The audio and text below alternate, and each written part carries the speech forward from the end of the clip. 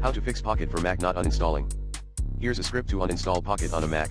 #bin/bash #quit Pocket if it's running if grep Pocket /dev/null, then echo quitting Pocket killall Pocket by #remove Pocket files echo removing Pocket rmrf/application/Pocket.app rmrf/library/container/com.ideashower.ReadItLaterProMac rmrf/library/application/script/com.ideashower.ReadItLaterProMac.